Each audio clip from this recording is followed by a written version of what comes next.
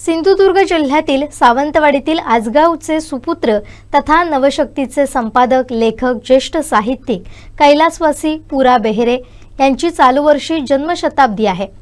हा जन्मशताब्दी सोहळा साजरा करण्याचे आयोजन त्यांच्या कुटुंबियांकडून करण्यात आले। 29 एप्रिलला त्यांचं मूळ गाव आजगाव इथं कैलासवासी पुरा बेहेरेंच्या फोटो चरित्राचं प्रकाशन केलं जाणार असल्याची माहिती त्यांचे सुपुत्र तथा इन्फोसिसचे माजी संचालक वासुदेव बेहेरे यांनी दिली। पुरा बेहेरे हे पावा काळानंतर नवशक्ती संपादक झाले। त्यानंतर सलग 30 वर्ष संपादक होते। एकूण त्यांची कारकीर्द नवशक्तीतली 35 वर्ष आहे। त्यांनी नवशक्तीला कोकणचं वर्तमानपत्र अशा पद्धतीने ते चालवलं, म्हणजे कोकणातल्या ह्या भागामध्ये त्यांचं खूप मोठं सर्क्युलेशन होतं आणि तेवढं सर्क्युलेशन बाकी पण त्या काळामध्ये काही 4 पेपर होते, महाराष्ट्र टाइम्स, लोकसत्ता, नवाकाळ आणि नवशक्ती।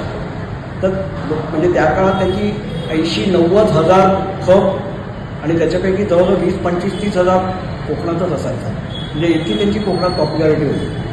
आणि सगळ्या बाजूंनी म्हणजे त्यांचे मित्र म्हणजे अगदी देवरस, बाळासाहेब देवरस सुद्धा होते, ते अटल बिहारी वाजपेयी, मोरारजी देसाईपासून सगळ्यांची मैत्री होती। ऑन द कॉन्ट्री ते इंदिरा गांधीला फक्त एकदाच भेटले, पण त्यांच्यावर सुद्धा छप्पा पडला, आणीबाणीचा त्यांनी सपोर्ट केला। पण ते कसं झालं, ज्या दिवशी आणीबाणी जाहीर झाली त्या दिवशी संध्याकाळी बाळासाहेब ठाकरेंचा त्यांना फोन आला की ते बापू म्हणायचे वडिलांना, बापू सुद्धा माझ्याकडे मला ही आणीबाणी समजून घ्यायची। तर ते आणि नवाकाळचे संपादक खाडीलकर बाळासाहेब ठाकरेंकडे गेले आणि त्यांनी पूर्ण एक्सप्लेन केलं की हे काय आहे। आणि त्यानंतर जो बाळासाहेब ठाकरेंनी आणीबाणीबद्दल पाठिंबा दिला तो त्यांनी शेवटपर्यंत काढला। म्हणजे आज हे लोक जे म्हणतात की बाळासाहेब ठाकरे हिंदुत्व वगैरे, असं काही नव्हतं। बाळासाहेब ठाकरे खूप भावनिक माणूस होता, भावनेने निर्णय घ्यायचा आणि त्यांनी वडिलांबद्दल त्यांचं खूपच प्रेम होतं। म्हणजे त्यांनी दोघांनी ते पीपल्स जर्नलमध्ये ते वरती कार्टुनिस्ट होते आणि माझ्या वडील नवशक्तीत खाली होते, पण ते जाताना एकत्रच जायचे ट्रेनने। ते दादाला उतरायचे, वडील योगेश्वरीला उतरायचे, त्यावेळी आम्ही योगेश्वरीला आलो। तर अशा माझ्या वडिलांचे माझ्याकडे जवळजवळ 2 ते 3 हजार फोटो आहेत। त्याचे काही सिलेक्टेड फोटो काढून मी जे हे आत्मचरित्र म्हणतोकडे आज मी बघितलं की मुलाला वाचायला वेळ नसतो, कोणालाच वाचायला वेळ नसतो, कोणाकडे काही वेळच नाही आहे। त्याच्यामुळे त्याचं मी एक फोटो चरित्र बनवतोय। त्याशिवाय मी त्याचा PDF पण बनवणार आहे आणि तो PDF तुम्हाला ओपन करता येईल। त्याच्यासाठी काही पेमेंट ठेवणार नाही मी, किंडल वर्षन त्याचं असेल आणि त्याच्यात फोटो जास्ती प्रामुख्याने असतील आणि बरोबर इतरांचे पण लेख असतील। म्हणजे कुमार केतकरपासून बऱ्याच लोक त्यांच्यासाठी द्यायला तयार आहेत, त्या सगळ्यांचे लेख मी त्याच्यामध्ये छापणार आहे। त्याचप्रमाणे वडिलांनी 22 पुस्तकं लिहिली, म्हणजे त्यातली काही आता माझ्याकडे मिळत पण नाहीत। म्हणजे उदाहरणार्थ शिवाजी महाराजांमध्ये त्यांचं म्हणणं होतं की शिवाजी महाराज हे युगपुरुष यासाठी होते, पण खरं म्हणजे ते प्रेषित होते।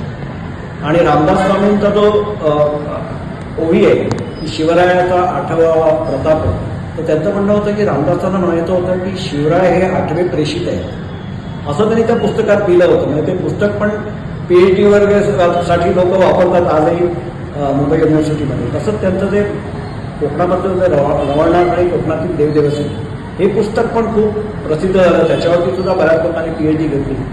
तर ह्या गोष्टी लोकांना जास्ती आता विसरल्या गेल्या, आता ते जवळजवळ 93 म्हणजे जवळजवळ 30-31 वर्ष झाली।